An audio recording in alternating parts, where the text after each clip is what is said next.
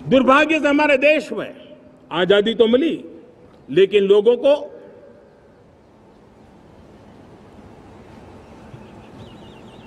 एक प्रकार से माई बाप कल्चर से गुजरना पड़ा। सरकार के पास मांगते रहो, सरकार के पास हाथ फैलाते रहो, किसी की सिफारिश के लिए रास्ते खोजते रहो, वही कल्चर डेवलप हुआ था। आज हमने गवर्नेंस के इस मॉडल को बदला है। आज सरकार खुद लाभार्थी हितार्थी के पास जाती है। आज सरकार खुद उसके घर गैस का चूल्हा पहुंचाती है। आज सरकार खुद उसके घर पानी पहुंचाती है।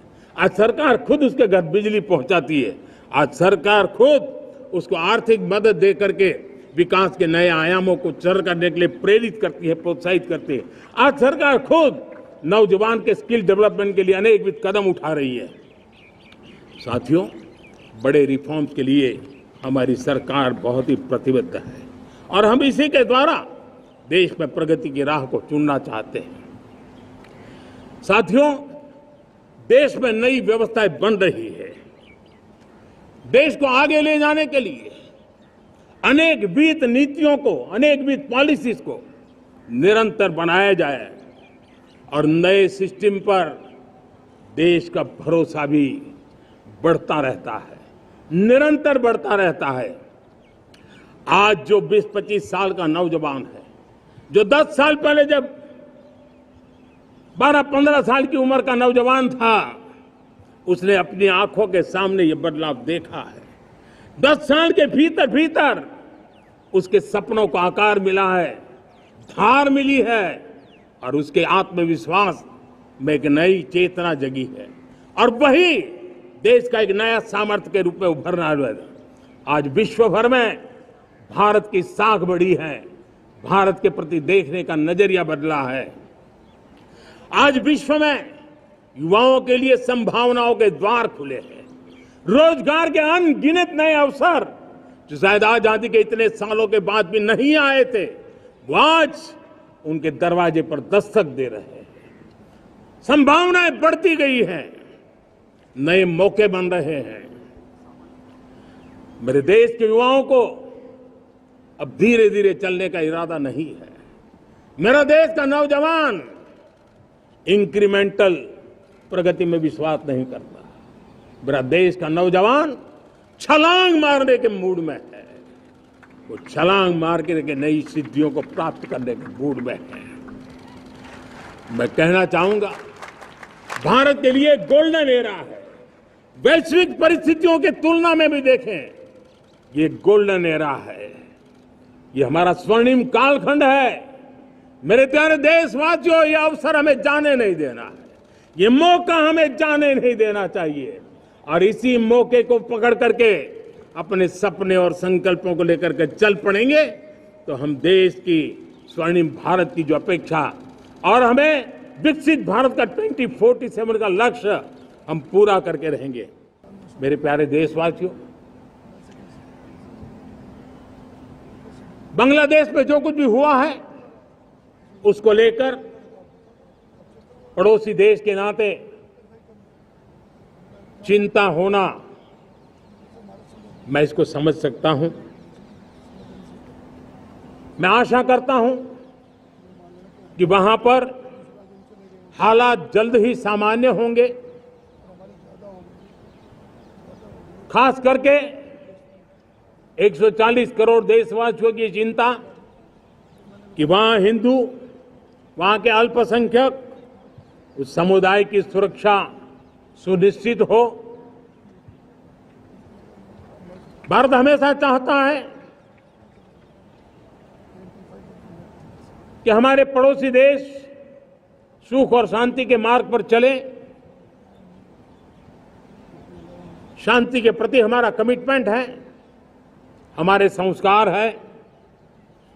हम आने वाले दिनों में बांग्लादेश की विकास यात्रा में हमेशा हमारा शुभचिंतन ही रहेगा, क्योंकि हम मानव जात की भलाई सोचने वाले लोग हैं।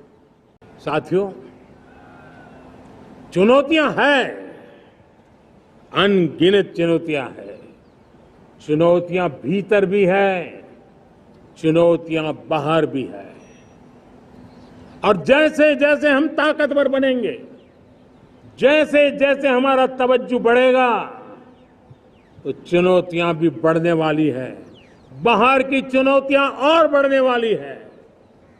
और मुझे उसका भली भांति अंदाज है। लेकिन मैं ऐसी शक्तियों को कहना चाहता हूं, भारत का विकास किसी के लिए संकट लेकर के नहीं आता। हम विश्व में समृद्ध थे, तब भी हमने कभी दुनिया को युद्ध में नहीं झोंका है। हम बुद्ध का देश है, युद्ध हमारी राह नहीं है। और इसलिए विश्व चिंतित न हो भारत के आगे बढ़ने से। मैं विश्व समुदाय को विश्वास दिलाता हूं कि आप भारत के संस्कारों को समझिए, भारत के हजारों साल के इतिहास को समझिए। आप हमें संकट मत मानिए, आप उन तरकीबों से न जुड़िए जिसके कारण पूरी मानव जात का कल्याण करने का सामर्थ्य जिस भूमि में है, उस भूमि को ज्यादा मेहनत करनी पड़े। लेकिन फिर भी मैं देशवासियों को कहना चाहता हूं, चुनौतियां कितनी ही क्यों न हो, चुनौती को चुनौती देना ये हिंदुस्तान की फितरत में है। न हम डिगेंगे, न हम थकेंगे, न हम रुकेंगे, न हम झुकेंगे। हम संकल्पों की पूर्ति के लिए 140 करोड़ देशवासियों का भाग्य बदलने के लिए, भाग्य सुनिश्चित करने के लिए, राष्ट्र के सपनों को साकार करने के लिए हम कोई कोर कसर नहीं छोड़ेंगे। मेरे प्यारे देशवासियों, हमारे संविधान को 75 वर्ष हो रहे हैं। भारत के संविधान के 75 वर्ष की यात्रा देश को एक बनाना, देश को श्रेष्ठ बनाने में बहुत बड़ी भूमिका रही। भारत के लोकतंत्र को मजबूती देने में हमारे देश के संविधान की बहुत बड़ी भूमिका रही। हमारे देश के दलित, पीड़ित, शोषित, वंचित को सुरक्षा देने का बहुत बड़ा काम हमारे संविधान ने किया है। अब जब संविधान के 75 वर्ष हम मनाने जा रहे हैं, तब हम देशवासियों ने संविधान में निर्दिष्ट कर्तव्य के भाव पर बल देना बहुत जरूरी है। और जब मैं कर्तव्य की बात करता हूं, तब मैं सिर्फ नागरिकों पर बोझ बनाना नहीं चाहता। कर्तव्य केंद्र सरकार के भी है, कर्तव्य केंद्र सरकार के हर मुलाजिम के भी है, कर्तव्य राज्य सरकारों के भी है, राज्य सरकार के हर मुलाजिम के हैं, कर्तव्य हर स्थानीय स्वराज संस्था के हैं, चाहे पंचायत हो, नगर पालिका हो, महानगर पालिका हो, तहसील हो, जिला हो, हर किसी के कर्तव्य है।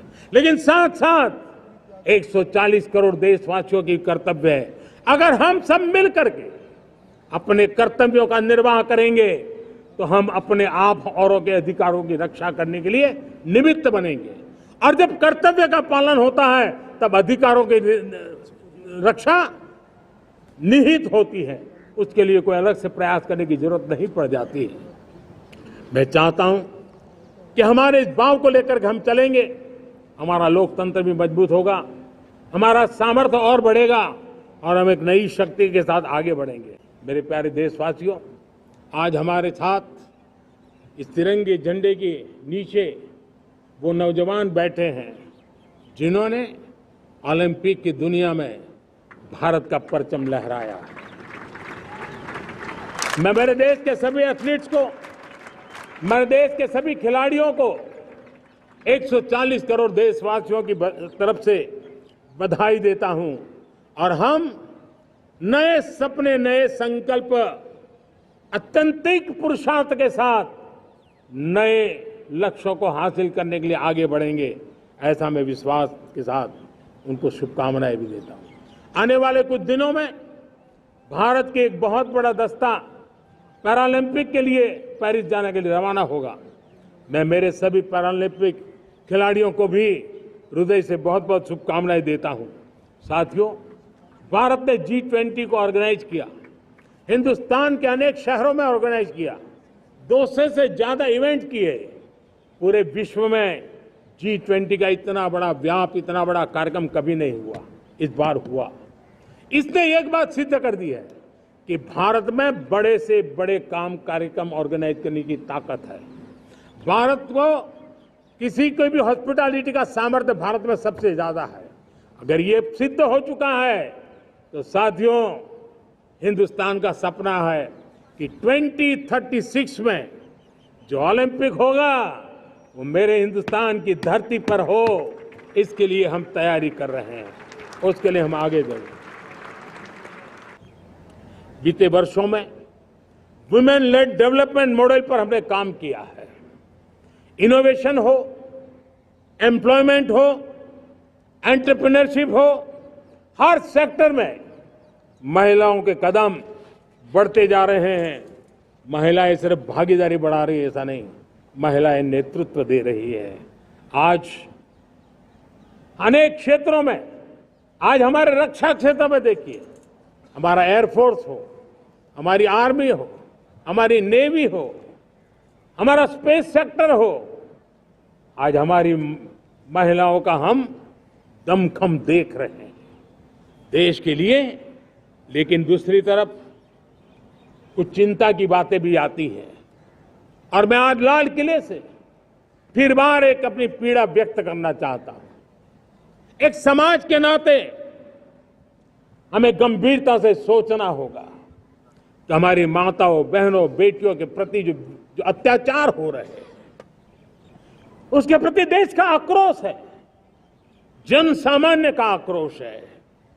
इस आक्रोश को मैं महसूस कर रहा हूं। इसको देश को, समाज को, हमारी राज्य सरकारों को गंभीरता से लेना होगा। महिलाओं के विरुद्ध अपराधों की जल्द से जल्द जांच हो, राक्षसी कृत्य करने वालों को जल्द से जल्द कड़ी सजा हो, वो समाज में विश्वास पैदा करने के लिए जरूरी है। मैं ये भी बताना चाहूंगा कि जब बलात्कार की या महिलाओं पर अत्याचार की घटनाएं घटती हैं तो उसकी बहुत चर्चा होती है, बहुत प्रचार होता है, मीडिया में छाया रहता है। लेकिन जब ऐसे राक्षसी मनोवृत्ति व्यक्ति को सजा होती है तो वो खबरों में कहीं नजर नहीं आती है, कोने में कहीं पड़ा रहता है। अब समय की मांग है कि जिनको सजा होती है उसकी व्यापक चर्चा हो, ताकि ऐसा पाप करने वालों को भी डर पैदा हो कि ये पाप करने की हालत ये होती है कि फांसी पर लटकना पड़ता है। और मुझे लगता है कि ये डर पैदा करना बहुत जरूरी है। आजादी के पूर्व 40 करोड़ देशवासियों ने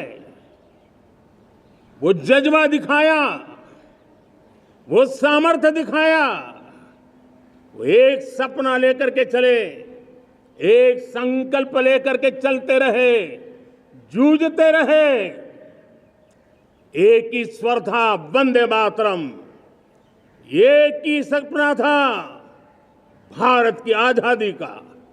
40 करोड़ देशवासियों ने, और हमें गर्व है कि हमारी रगों में उन्हीं का खून है। वो हमारे पूर्वज थे। सिर्फ 40 करोड़ लोगों ने दुनिया की महासत्ता को उखाड़ करके फेंक दिया था, गुलामी की जंजीरों को तोड़ दिया था।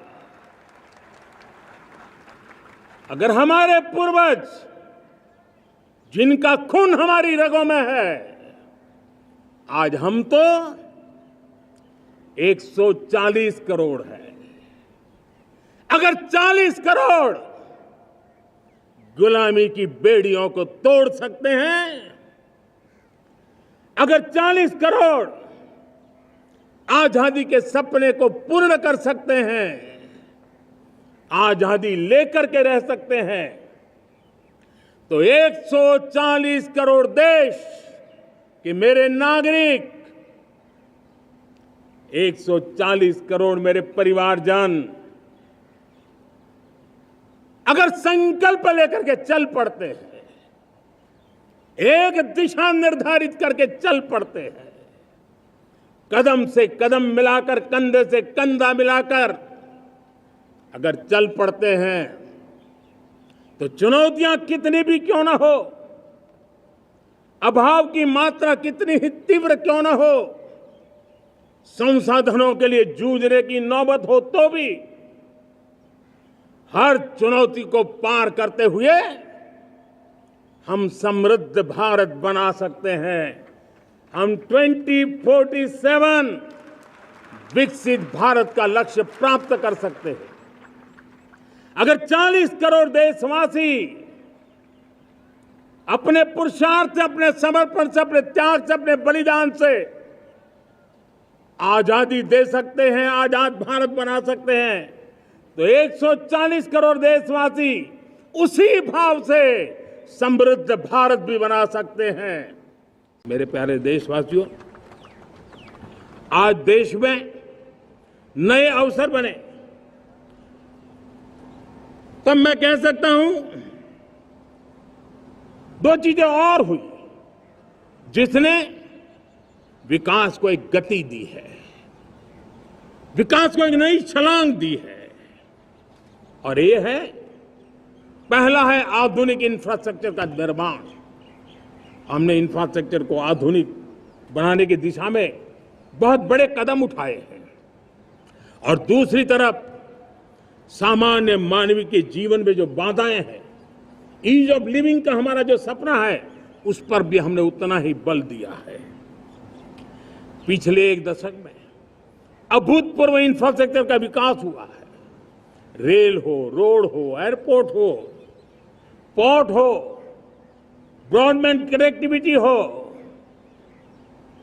गांव-गांव नए स्कूल बनाने की बात हो, जंगलों में स्कूल बनाने की बात हो, दूर सुदूर इलाकों में अस्पताल बनाने की बात हो, आरोग्य मंदिर बनाने की बात हो, मेडिकल कॉलेजों का काम हो, आयुष्मान आरोग्य मंदिरों का निर्माण चलता हो, 60,000 से ज्यादा अमृत सरोवर बने हो, 2 लाख पंचायतों तक ऑप्टिकल फाइबर नेटवर्क पहुंचा हो, नहरों का एक बहुत बड़ा जाल बिछाया जा रहा हो, 4 करोड़ पक्के घर बनना, गरीबों को एक नया आश्रय मिलना, 3 करोड़ नए घर बनाने के संकल्प के साथ आगे बढ़ने की हमारी कोशिश हो। हमारा पूर्वी भारत, नॉर्थ ईस्ट, उसका इलाका आज इंफ्रास्ट्रक्चर के लिए जाने जाना लगा है।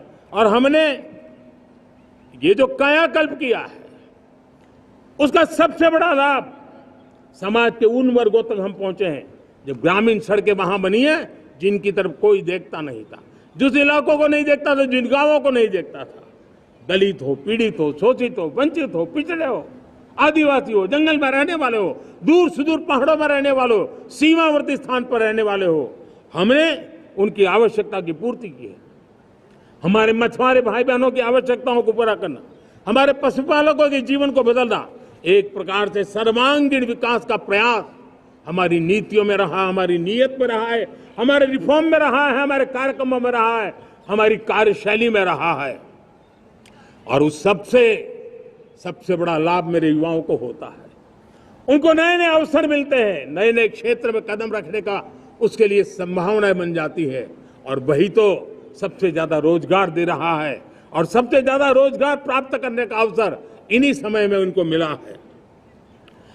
हमारा जो मध्यम वर्गीय परिवार है, मध्यम वर्गीय परिवार को क्वालिटी ऑफ लाइफ, वो स्वाभाविक उसकी अपेक्षा रहती है। वो देश के लिए बहुत देता है, तो देश का भी दायित्व है कि उसकी जो क्वालिटी ऑफ लाइफ पे जो उसकी अपेक्षाएं हैं, सरकार की कठिनाइयों से मुक्ति की उसकी जो अपेक्षाएं हैं, उसको पूर्ण करने के लिए हम निरंतर प्रयास करते हैं। और मैंने तो सपना देखा है कि 2047 जब विकसित भारत का सपना होगा, तो उसकी एक इकाई ये भी होगी कि सामान्य मानव के जीवन में सरकार की दखलें कम हो, जहां सरकार की जरूरत हो वहां अभाव न हो, और जहां सरकार की बेकारण प्रभाव भी न हो, इस प्रकार की व्यवस्था पर हम प्रतिबद्ध हैं। मेरे प्यारे देशवासियों, हम छोटी छोटी जरूरतों पर भी ध्यान देते हैं, हम छोटी छोटी आवश्यकताओं पर ध्यान देते हैं और उसको लेकर हम चलते हैं। चाहे हमारे गरीब का घर का चूल्हा जलता रहे, गरीब की मां को कभी आंसू पी करके सोना न पड़े, और इसके लिए मुफ्त इलाज की योजना हमारी चल रही है। बिजली, पानी, गैस अब सैचुरेशन के मूड पर है। और जब हम सैचुरेशन की बात करते हैं, वो 100% होता है। जब सैचुरेशन होता है तो उसको जातिवाद का रंग नहीं लगता है। जब सैचुरेशन होता है तो उसमें पांथिकता का रंग नहीं लगता है। जब सैचुरेशन का मंत्र होता है तब सच्चे अर्थ में सबका साथ सबका विकास का मंत्र साकार होता है।